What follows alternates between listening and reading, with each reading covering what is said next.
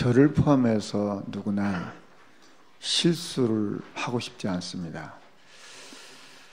그런데 사실은 우리는 실수를 참 많이 하고 살아요. 가장 우리가 많이 하는 실수가 뭐냐? 아무래도 말 실수가 아닌가 이런 생각이 듭니다. 내 성질 때문에 내 감정을 억제하지 못해가지고 내 상처 때문에 격한 말을 할 때가 있죠. 후에 그런 말 안 했으면 그런 후회하는 경우가 참 많이 있잖아요. 운전을 하다가 보면은 실수해서 길을 잘못 들어가지고 시간을 낭비하는 경우도 있습니다. 또 운전을 오래 한 사람들도 보면요, 실수해가지고 사고를 내기도 합니다. 그런데 정말 우리 인생의 실패는 뭘까요? 하나님이 택한 백성 유대인들이 7번이나 망했습니다. 성경은 왜 망했다고 말씀하고 있나요? 이분들은 복음을 놓쳤어요. 여러분, 유대인들은 굉장히 규모가 있습니다. 성실하고요. 또 경건하고 참 본받을 만한 것이 많은 사람들이 유대인들입니다. 철두철미하게 하나님 말씀 붙잡고 있고, 하나님이 하지 말라는 거 안 하고요, 먹지 말라는 거 안 먹고, 절기 지키라는 거 꼬박꼬박 지키고요, 11조 하라는 거 꼬박꼬박 11조 하고요. 그런데 그들이 망했어요. 왜 망했냐? 복음을 놓쳐가지고요. 자, 그렇다면 오늘 교회 실수는 뭘까요? 교회. 이 예수가 그리스도임을 대충 말하는 게 교회가 실수하는 겁니다. 정말 이 예수가 그리스도임을 지속적으로 반복적으로 강조하지 않으면 문제가 생깁니다. 예수님께서 어느 날 제자들에게 물었어요. 사람들이 나를 누구로 하느냐? 사람들이 예레미야라고 해요. 엘리야라고 해요. 세례 요한이라고 합니다. 선지자 중에 한 분이라고 합니다.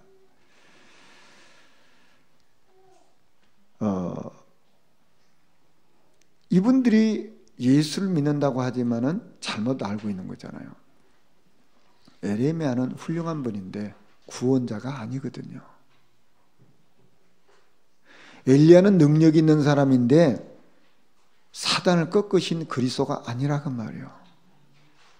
세례 요한은 참 훌륭한 분인데 죄 문제를 해결하는 그리스도가 아니라 그 말이에요. 선지자 중에 한 분 율법 잘 지키지만은 그것은 하나님 만나는 길이 아니라 그 말이에요. 우리는 잘못하면 교회가 뭘 하고 있냐면은 윤리운동, 도덕운동, 인격운동을 할 수가 있어요. 여러분, 이런 윤리운동, 도덕운동, 인격운동은 모든 종교가 다 하는 것입니다. 그런데 교회가 그리스도를 약화시키고 이 운동을 하는 경우가 있어요. 이게 교회가 실수하고 있는 것입니다. 여러분, 우리가 아는 대로 윤리 가지고 구원받는 게 아니거든요. 도덕 가지고 구원받는 게 아니란 말이에요. 우리 인격이 사단의 손에서 빠져나오게 하는 게 아니란 말이에요. 그게 필요 없다는 것이 아니라 우리에게 소중한데 그게 그리스도가 아니란 말이에요. 교회가 왜 실수했냐면은 이 그리스도를 놓친 것이 실수란 말이에요. 그리스도보다 더 윤리를 말하고 그리스도보다 더 도덕을 말하고 그리스도보다 인격을 말하기 시작하니까 그리스도가 약화됐어요. 이게 교회의 실수라 그 말이에요. 사람이 내가 실수했구나, 이걸 깨달으면 소망이 있어요. 그런데 이게 실수인 줄 모르고 내가 잘하고 있는 거야. 유대인처럼 내가 율법 잘 지키고 있잖아, 나 하나님 잘 믿고 있잖아. 그러니까 망하는 거예요. 내가 실수했구나. 내가 그리스도보다 다른 것을 더 바라보고 더 많이 생각하고 있었구나. 아, 이건 내가 실수했구나. 깨달으면 이 사람은 소망이 있는 거예요. 그런데 내가 가고 있는 게 옳은 길이야, 옳은 길이야. 그러니까 망하는 거 아닙니까? 여러분 보세요. 우상숭배하는 사람들이 망할 줄 알고 우상숭배합니까? 우상숭배하면 망해. 그거 알고 우상숭배합니까? 아니거든요. 이게 잘하는 길이라고 생각하는 거예요. 그래서 우상숭배를 적극적으로 하지 않습니까? 그리고 망하는 거예요. 그걸 깨달았다면 그거 하겠습니까? 안 하죠. 여러분 종교 생활하는 사람들 왜 망합니까? 내가 종교 잘 믿으면 돼, 잘 믿으면 돼. 그러다 망하는 거 아닙니까? 근데 종교 생활하는 사람들이 아, 내가 잘못 알았구나. 이러면 이 사람은 소망이 있는 거예요. 실컷 열심히 경건히 살았는데 지옥 갔다. 인생에 이것처럼 최고의 비극이 어디 있습니까? 열심히 내가 살았는데 지옥에 끌려갔다. 그것처럼 비참한 게 없잖아요. 내가 주인인 줄 알고 내 맘대로 살았는데 이게 망하는 길인 거라. 이게 나중에 깨달으면 어떻게 되겠어요? 저와 여러분이 아, 내가 실수했구나 깨달으면요, 이 사람은 소망이 있는 거예요. 사도행전 16장 18절에 보면 가장 복음을 잘 누렸던 바울이 괴로워합니다. 성경은 뭐라고 말하면 심히 괴로워했다라고 했어요. 아니, 복음을 잘 누리고 있는 바울이 뭐 때문에 괴로워합니까? 자기 문제 때문이요? 아니에요. 지금 귀신 들려가고 점치는 이 여종이 바울을 보고 뭐라고 말하냐면 하나님의 높은 종이단 말이야. 구원의 길을 너에게 말하는 사람이단 말이야. 이렇게 계속 말하는 거예요. 그런데 바울이 그 말을 듣고 기분이 좋은 게 아니라 괴로운 거예요. 심히 괴로워요. 왜 괴롭습니까?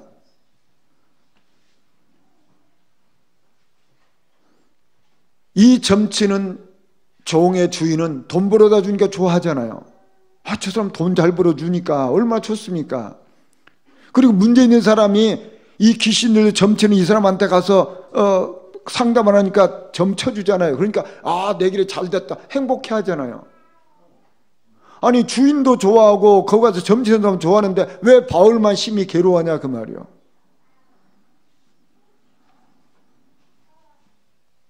바울의 눈에는 이 사람이 행복한 게 아니고 지금 귀신에게 붙잡혀서 시달리고 있는 게 보인 거예요. 눈이 다르잖아요. 이 사람을 통해서 많은 사람이 잘못된 길로 가고 있다 그 말. 이게 보이는 거예요, 바울에게. 사람들은 또 자기 자신도 모르고 있지만 시달리고 있는데 이 사람에게 그리스도가 없어서 이렇게 되고 있구나. 이게 보인 거예요. 그래서 마음이 괴로운 거라 그 말이요. 정말 저와 여러분에게 이런 영적인 탄식이 있기를 주의 이름으로 축원합니다. 이 사람이 그리스도를 몰라가지고 귀신의 종노릇 하고 있잖아요. 많은 사람들이 그리스도 몰라가지고 이 점쟁이 한다 찾아가서 자기 인생 상담을 하고 있다 그 말이요. 그래서 바울이 이 사람에게 이 속에 있는 귀신아 떠나가라 그러잖아요. 그러니까 이 여인을 붙잡고 있었던 그 귀신이 떠나가잖아요. 그러니까 이 사람은 이제 정신이 올바로 된 거 아닙니까? 그러면은 귀신에게 붙잡혀서 점치던 이 사람이 이제 바울을 만났고 해방됐잖아요. 자유함을 얻었잖아요. 이 사람이 무슨 얘기를 하고 살 겁니까? 내가 속았습니다. 내가 귀신한테 끌려다녔잖아요. 내가 사실은 여러분이 볼 때는 행복하게 보였지만 나는 눌리고 시달리고 고통당했거든요. 나같이 그리스도를 믿으십시오. 고백했을 거 아닙니까? 자기한테 와서 점치는 사람들한테 이게 길이 아니야, 이게. 정말 우리 인생의 길은 그리스도야. 이거 말했지 않았겠습니까? 저와 여러분에게는 어떤 탄식이 있습니까? 나에게 정말 영적인 탄식이 있냐 그 말이요. 우리는 무엇 때문에 탄식하고 삽니까? 그리스도 모르는 자, 사단에게 끌려다니는 사람들 보여야 되거든요. 그게 우리 인생에 가장 복 있는 거 아닙니까? 이 여인에게 그리스도를 전했던 바울은 디모데전서 1장 15절에 나는 죄인 중에 괴수라고 고백했어요. 나는 죄인이다 그 말이요. 사실은 이 여종이 귀신 들려가지고 이렇게 시달리고 고통당하고 끌려다녔던 것처럼 자기 자신도 그랬잖아요. 자기는 잘 산다고 생각했잖아요.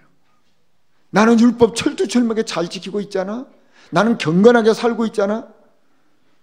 그런데 저 그리스도 전하는 저 마가다락방 성도들 보니까 저거 미쳤거든. 저거 이단이거든. 그러니까 그 마가다락방 성도들 감옥에 가두고 그 마가다락방 교회를 없애겨서 어떻게 할까 생각한 거 아닙니까? 그래서 실제로 마가다락방 성도를 감옥에 가두고 죽이는 일에 앞장서고 그 교회를 없애는 일에 앞장섰잖아요.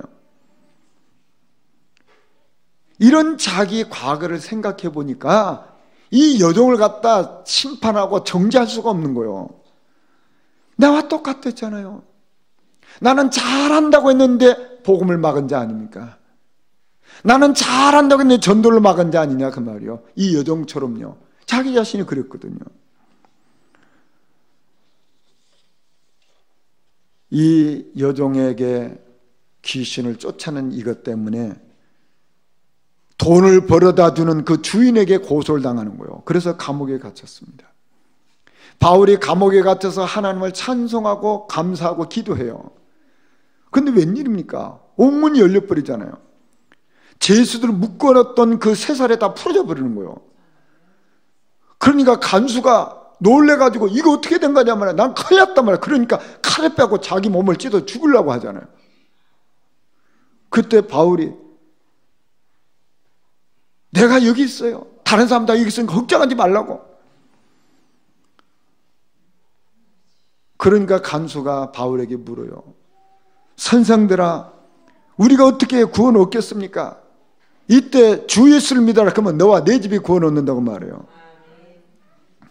그런데 사도행전 16장 33절에 간수가 그들을 데려다가 그 맞은 자를 씻어주고 자기와 가족들이 다 세례를 받아요.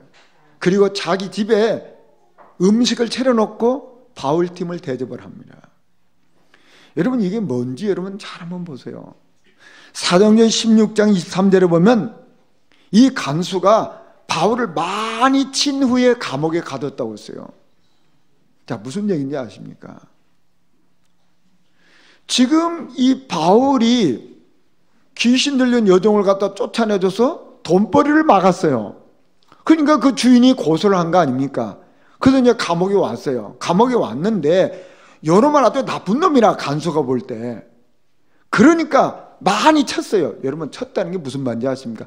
뺨 한 대 때린 게 아닙니다. 채찍으로 죽도록 때려 팬 거예요. 이거. 이건 없어져야 될 존재거든. 이건. 이 사회 쓰레기 같은 존재라 이게. 그러니까 있는 힘을 다해서 그냥 이런 건 없어져야 되는데 사형을 시킬 수가 없으니까 그냥 죽도록 때려 패고 그게 감옥에 가두는 거예요. 자기는 그거 때리면서 무슨 행했겠습니까? 나는 옳은 일을 하는 거야. 나는 옳은 일을 하고 이놈은 죽어야 돼요. 그것은. 그런 마음으로 죽도록 때려 팬 거예요. 이게 착각이었잖아요. 이게 잘못이었잖아요. 알고 보니까 자기는 잘한다고 하는 게 사단에게 이용당한 거 아닙니까? 그때 이 사람이 뭔 고백했겠어? 나는 죄인입니다. 고백 안 했겠어요? 내가 알고 보니까 잘한다고 하는 게 전도자를 괴롭혔구나. 내가 몰랐구나. 내가 속았구나 말이야. 이 바울의 그 살점이 찢어지고 그 막 피가 나는 이걸 갖다가 씻어주면서 그걸 약을 발라주면서 자기 마음에 얼마나 힘들겠어요. 나는 잘한다고 했는데 이 전도자를 이렇게 내가 괴롭혔구나 말이에요.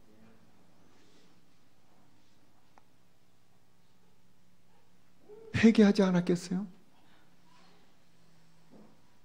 눈물이 나지 않았겠냐 그 말이요.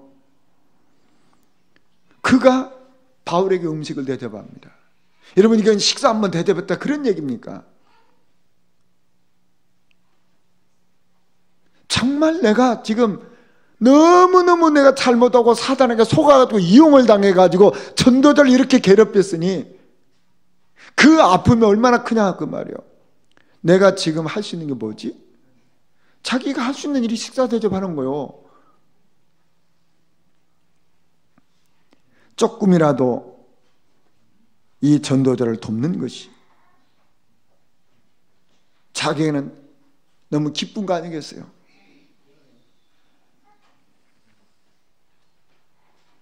자기가 할 수 있는 일을 찾아낸 거죠. 자기가 마음을 표현할 수 있는 그 방법이 뭡니까? 그 식사를 대접한 거예요. 이게 우러나는 헌신 아닙니까? 저와 여러분이 내가 나를 안다면은 나는 정말 죄인임을 고백할 수밖에 없는 것이고, 저와 여러분이 인생에 알고 보니까 이 그리스도를 막았고 전도를 막았던 사람들 아닙니까? 그래서 나오는 게 참된 헌신이요, 참된 봉사라 그 말이요. 뭐 직분 때문에 체면 때문에 뭐 하는 거 그거요 아무 의미 없는 거요.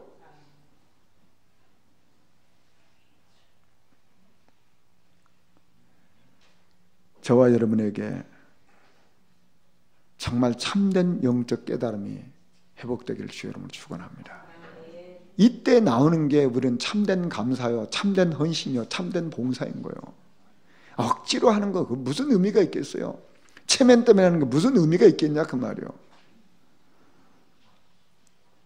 지난 주간에 성남에서 전도 집중 훈련이 있었습니다. 메시지를 듣는데 그 중간에 그 동영상을 보여줬어요. 성남에는 이항미 권사님에 대한 얘기인데, 이분은 보험 설계사입니다. 근데 이분은 뭐 아무도 보험 설계사 하다 보니까 이제 사람들 자주 만나잖아요.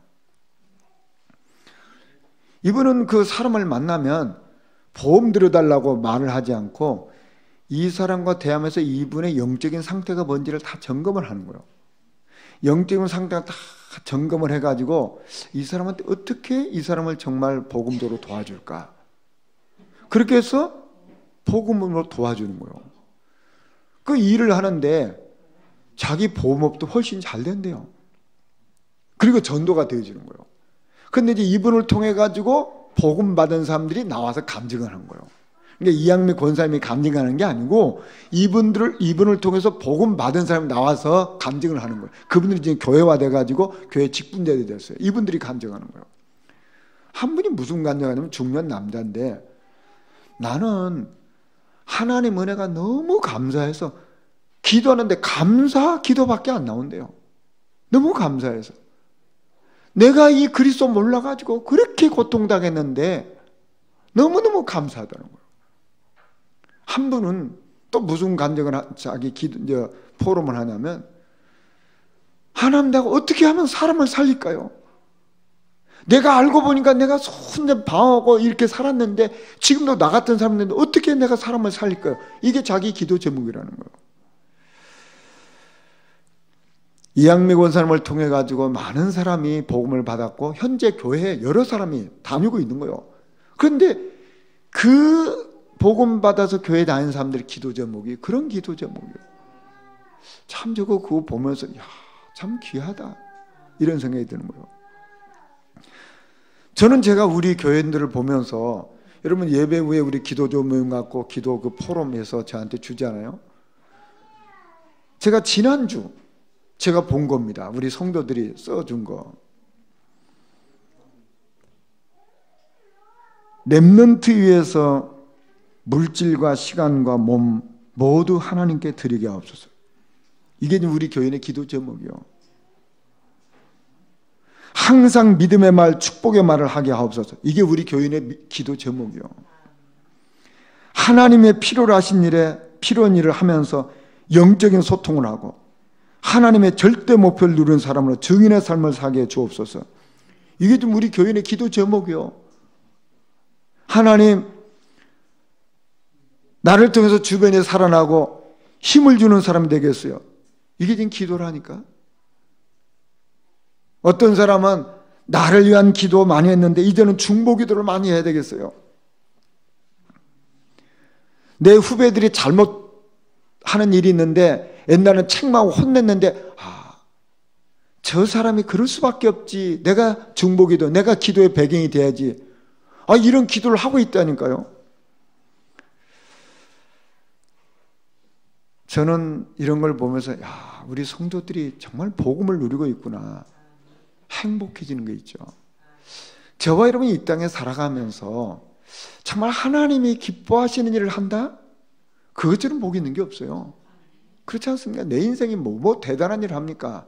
하나님이 원하시고 하나님 기뻐하시는 일, 거기에 방향 맞추면 그게 가장 복이 있는 거예요.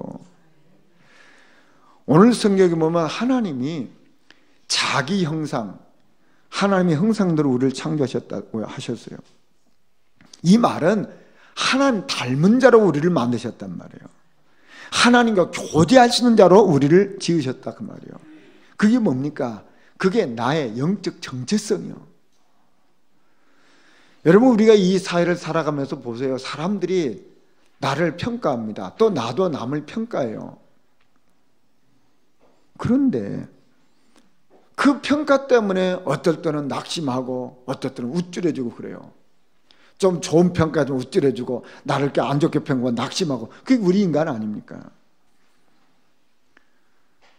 그런데 하나님은 나를, 하나님이 계획을 하셔서 하나님의 형상대로 하나님의 목적을 가지고 창조하셨어요. 완전 자기와 같은 자라란 말이에요. 이런 세상에도 보세요. 부잣집게는요 팔자 고칩니다. 부잣집게는요 저와 여러분보다 잘 살아요. 주인 잘 만나가지고요. 개새끼도 그럴진데 하나님이 저와 여러분을 창조하셨어요. 혹시 사람들이 나를 무시하고 조롱한다고 낙심할 거 없거든요. 우리는 저절로 우연히 어떻게 되다가 창조된 자가 아니라 그 말이에요. 하나님의 분명한 목적과 계획과 이걸 가지고 우리를 창조하셨어요. 그렇다면 내가 불신하고 불평하고 불만 가운데 산다는 건 잘못된 거 아닙니까? 제가 어떤 책을 보니까요, 이런 글이 있더라고요. 어느 집에 3형제가 살았답니다. 근데 그 집 성은 불씨래요.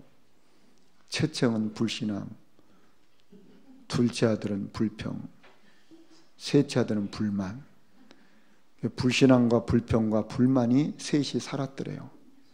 모이면 불신앙, 불평, 불만. 결과는 어떻게 됐냐? 불행해졌더래요. 그러니까 불신앙, 불평, 불만하니까 결과는 당연히 불행이 올 수밖에 없죠.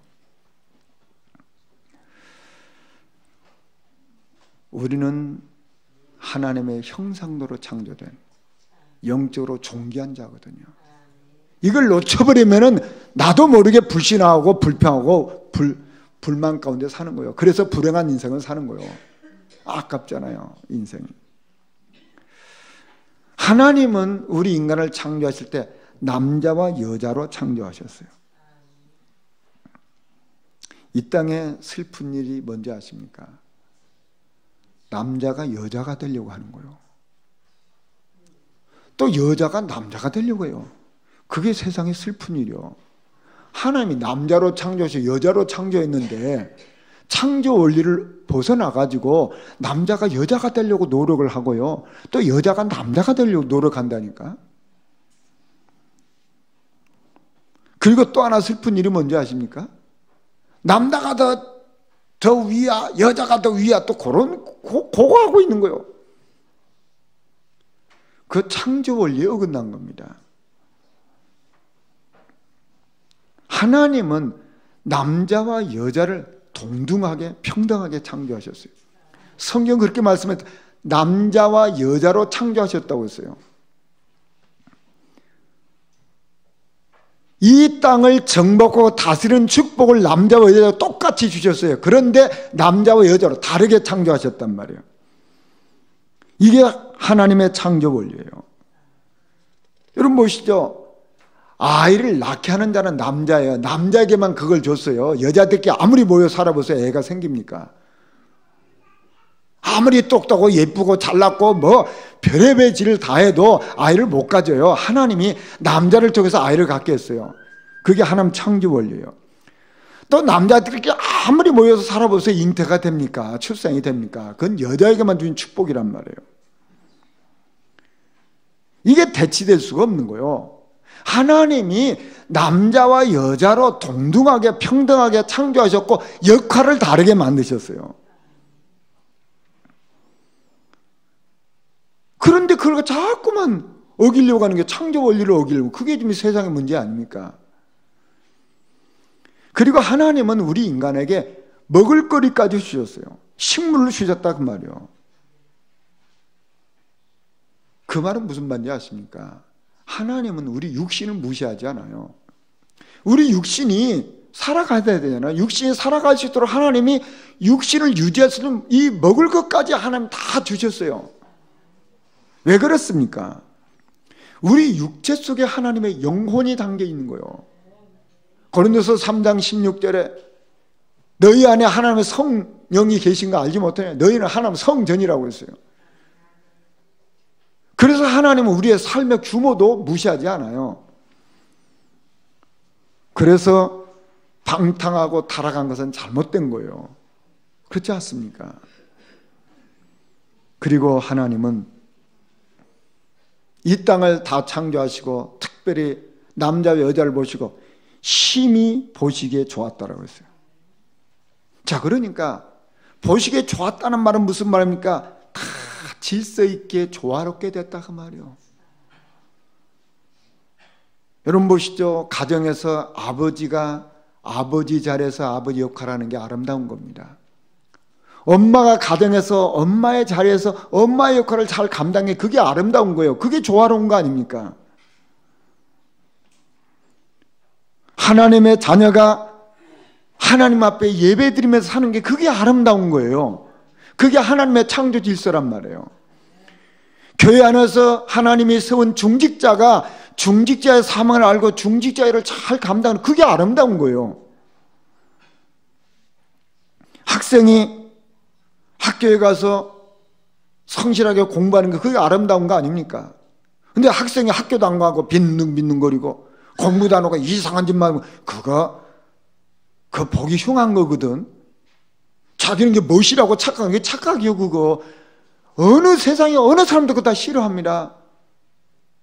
학생은 학교를 가고 자기 하고 있는 공부를 성실하는, 그게 아름다운 거예요.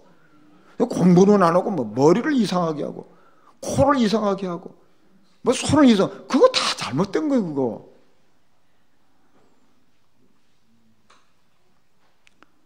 여러분 보시죠. 이 땅에서 아름다운 게 뭡니까? 자기 자리를 잘 지키고 자기가 해야 할 일 잘하는 거예요.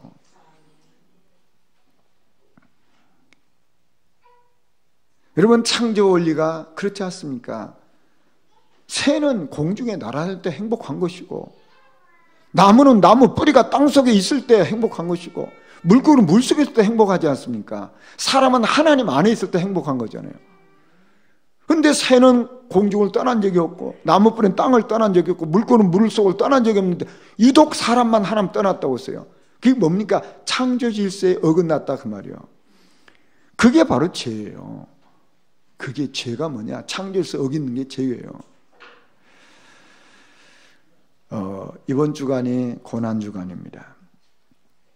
예수님이 십자가에서는 마지막으로 하신 말씀이 다 이뤘다고 했어요. 무엇을 다 이뤘다는 겁니까? 사단의 저주를 다 깼다 그 말이요. 죄의 저주를 다 해결하셨다 그 말이요.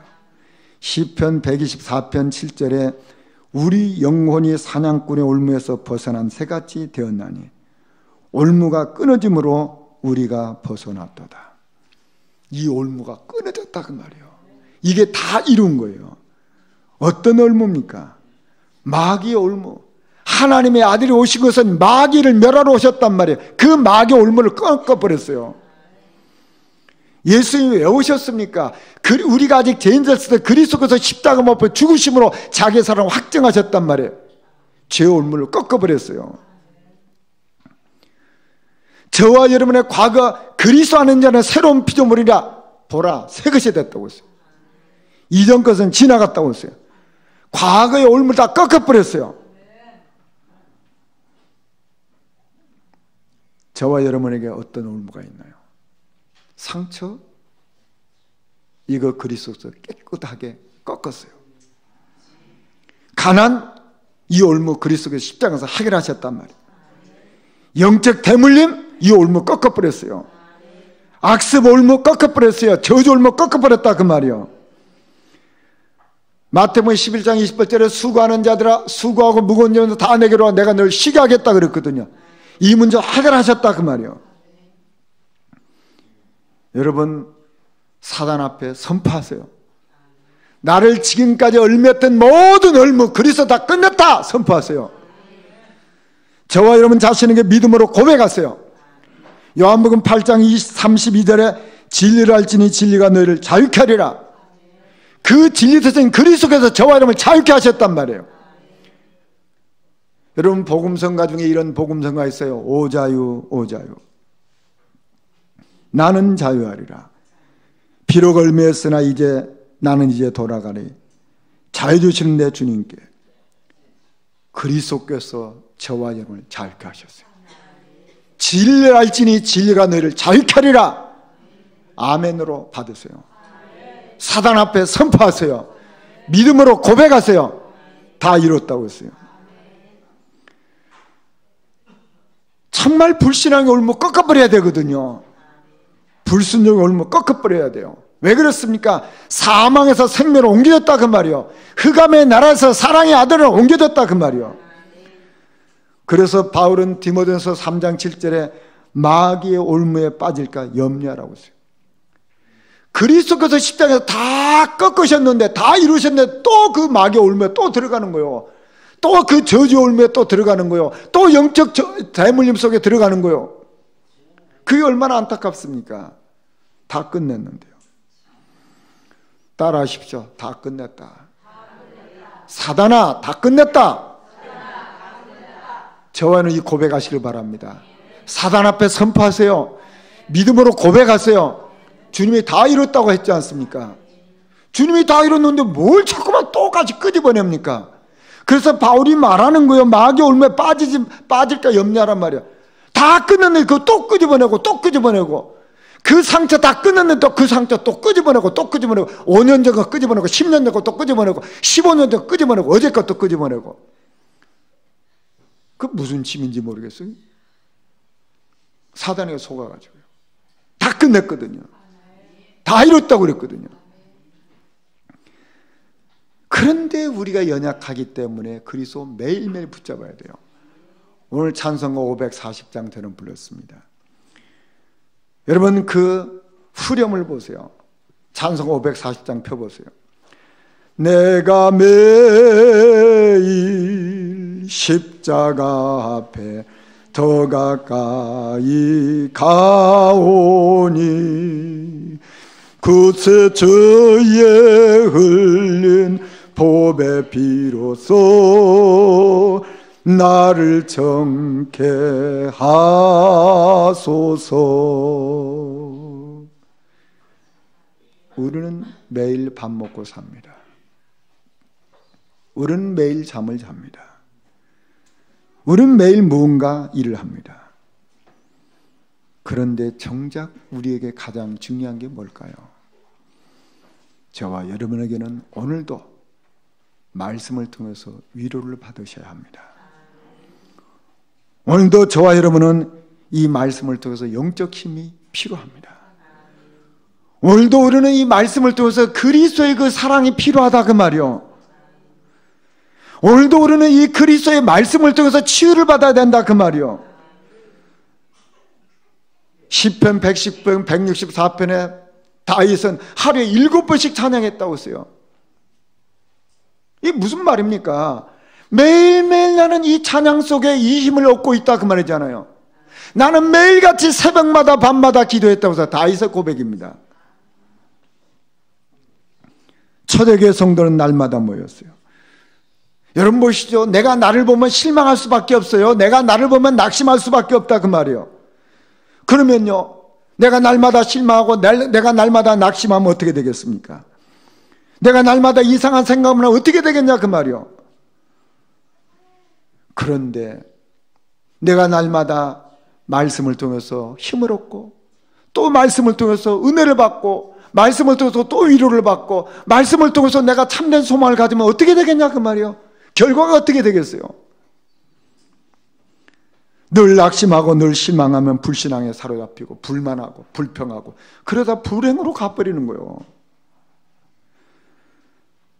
그런데 내가 오늘도 말씀을 듣고, 그 말씀을 듣고 내가 정리해보고, 그 말씀을 붙잡고 내가 묵상해보고, 그 말씀 따라서 찬양하고, 그 말씀 붙잡고 기도하고, 늘 믿음을 선포하고 믿음을 선택하면 우리에게 어떤 일이 일어나겠냐 그 말이에요.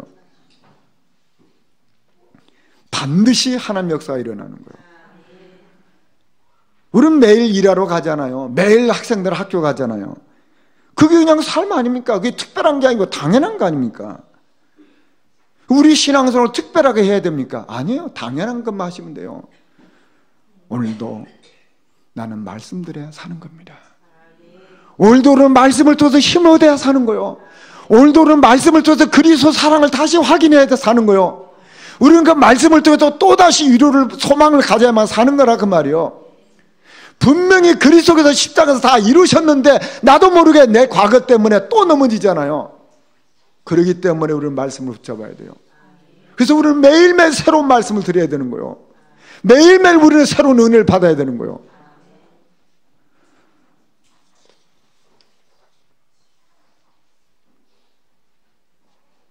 저와 여러분의 믿음의 말 한마디가, 또는 불신앙의 말 한마디가 나도 모르게 엄청난 영적인 파장을 일으킵니다. 민수기 13장 33절 이하에 보면은 가나안 땅을 정탐했던 10명의 정탐꾼들이 돌아와서 백성들 앞에 고백해요. 우리가 스스로 보기에도 메뚜기 같단 말이에요. 그러니까 민수기 14장에 보면요, 온 백성들이 밤새도록 통곡합니다. 이게 어떻게 된 거냐 말이야. 애굽으로 돌아가자 말이야. 저 모세 안 되겠다. 지도자 바깥 치우자 말이야. 그 사람들의 보고가 온 백성에게 불신앙 영적 파장을 일으킨 거예요. 이때 민수기 14장 9절에 여호수아와 갈렙이 아니다, 저들은 우리의 밥이다, 하나님 우리에게 약속했지 않느냐.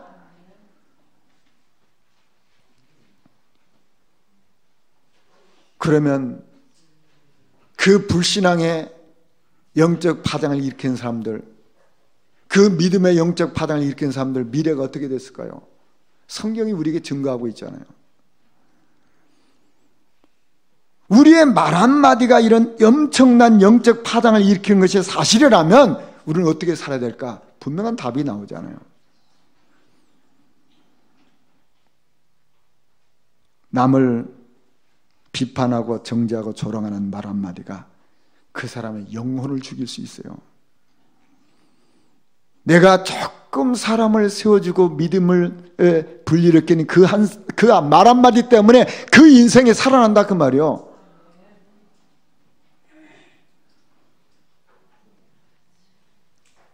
우리 개혁총회 총회장님이 옛날에는 그냥 말씀을 가만히 들었는데 어느 날부터 보니까 말씀을 적더라고요. 말씀을 적는 거예요. 그게 이제 뭐가 있다는 거 아닙니까? 그러니까 원래 개혁총회에 있었던 목사님들이 적기 시작하더라고요. 지금은 그래서 거의 다 적어요. 여러분, 말씀을 우리가 뭐 들어도 되죠. 그런데 듣는 것 가지고 많은 부분 놓치잖아요. 그러니까 이제 중요한 거 적죠. 왜냐면 그거 내 것으로 만들어야 되니까. 자, 우리의 신앙의 모습이 다른 사람한테 영향이 갑니다. 나의 삶을 통해서 이런 믿음의 파장이 일어나고, 나의 삶을 통해서 영적 파장이 일어나고, 나의 삶을 통해서 교회의 헌신의 파장이 일어나고, 나의 삶을 통해서 교회 안에 순종의 파장이 일어난다면 그것처럼 아름답고 복 있는 게 없잖아요. 저와 여러분의 믿음의 영적 파장을 일으키는 축복의 한 사람 되기를 주의 이름으로 축원합니다. 저는 요새 이 한나라는 분을 제가 계속 묵상을 해요. 참 사람들이 이상하죠. 한나가 애가 없어요. 그러면 그분을 볼 때 참 애가 없구나, 참 안타깝다, 뭐 위로하고 격려 말을 해야 되는데 사람들은 그렇지 않아요. 무시하고 조롱하고 멸시하고 그러는 거예요. 그러니까 애가 없는 그거 하나 때문에 얼마나 힘든데 또 주변 사람들이 조롱하지, 무시하지, 멸시하지 얼마나 힘들겠어요. 이 복음 아닌 사람들 꼭 그렇거든요. 한나가 방법이 없잖아요. 하나님 앞에 울부짖으면서 애달라고 기도하잖아요. 그러다가 하나님 은혜를 받잖아요. 내가 자식이 없는 게 문제가 아니고 하나님 앞에 드릴 자식이 없구나. 하나님 은혜로 깨달잖아요. 나실은 이 한나가 한 맺힌 그 복음, 하나님의 언약을 깨달은 거 아닙니까? 그런데 한나가 살던 그 시대가 어떻습니까? 교회가 참 은혜롭고 복음적인 교회면 얼마나 좋겠어요. 엘리 제사장은 연세가 많았고 말씀이 희귀하지. 그 제사장을 이어서 자기 아들 홈리 비누아스 두 제사장은 아주 이상하게 못돼 먹어가지고 예배도 소홀히 하지. 그 교회에서 잘 봉사하는 그 여자들 갖다 겁탈을 해가지고 성범죄를 하지. 그게 무슨 덕이 되겠냔 말이에요, 교회가 이게. 또 언약궤는 또 뺏겨버렸지. 그러면 망하는 거 아닙니까 이게. 그러면 당연히 상처를 받아야 될 거 아니에요 이게. 근데 한나는 상관없어요. 누가 어떻든 상관이 없었다 그 말이에요. 하나님의 언약 딱 붙잡고 내가 교회를 살려야 되겠구나. 내가 이 시대를 살려야 되겠구나. 지금 제사장이 무너졌고 언약궤는 뺏겨버렸고 교회는 힘이 없고 말씀이 없는데 내가 이 교회를 살려야 되겠구나 말이에요. 내가 이 시대를 살려야 되겠구나 말이에요. 이 시대에 한나 한 사람이 필요해요. 이 시대의 가정을 살리는 한나 한 사람이 필요하다 그 말이에요. 이 시대에 무너져가는 교회를 살리는 한나가 필요하다 그 말이에요. 그의 고백 사무엘상 2장 2절에 내 마음이 여호와로 말미암아 즐거하며 내 뿔이 여호와로 말미암아 높아졌으며 내 입이 내 원수들을 향하여 크게 일렸으니 이는 내가 주의 구원으로 말미암아 기뻐하니이다. 여러분 보시죠. 한나의 가슴속에 뭐가 있냐면 그 그리스도로 인한 그 구원에 대한 그 감격과 감사가 있어요. 자, 그러다 보니까 사람이 어떤들 제사장이 어떤들 언약궤를 뺏기는 상관이 없는 거예요. 저와 여러분에게 이 은혜가 임할 수 있습니다. 그가 하나님 앞에 서원한 대로, 그가 기도한 대로 그렇게 살잖아요. 여러분 지금 이 시대는요 교회가 힘을 잃고 있어요.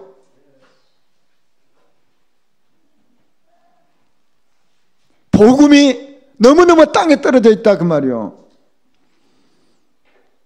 이건 누가 어떻고 누가 어떻고 그거 다 쓸데없는 것이에요. 한나 한 사람이 없는 거예요. 이 시대에 한나 한 사람이 있으면 다 살아나는 거예요. 가정에 한나 같은 한 사람이 있으면 가정이 다 살아나는 거예요. 한나 같은 한 사람이 있으면 후대가 살아나는 거예요. 한나 같은 한 사람이 그 지역이 산다 그 말이에요. 사람들의 실수 상관없는 거예요. 교회 무력한 거 상관없는 거예요. 뭐 목사들의 일탈 생활 상관없는 거예요. 중직자도 못된 거 상관없는 거예요. 한 사람 한나면 모든 걸 살릴 수 있는 거예요. 저와 여러분 이 시대에 한나처럼 한 사람의 축복의 주역이 되기를 주의 이름으로 축원합니다. 그래서 우리 가정을 살리고 후대를 살리고 이 지역을 살리고 시대를 살려야 될 줄 믿습니다. 교회를 살려야 될 줄 믿습니다. 말씀 정리하겠습니다.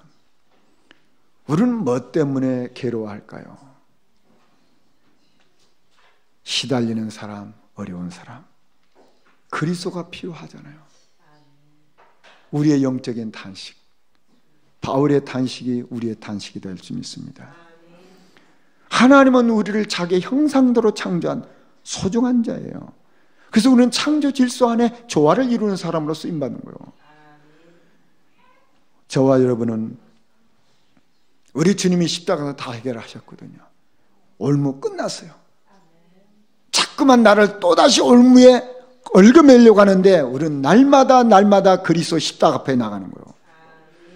그래서 이 땅에 살아가면서 이 믿음의 영적 파장을 주는 한 사람으로 쓰임받은 축복 누리길 주의 이름으로 축원합니다.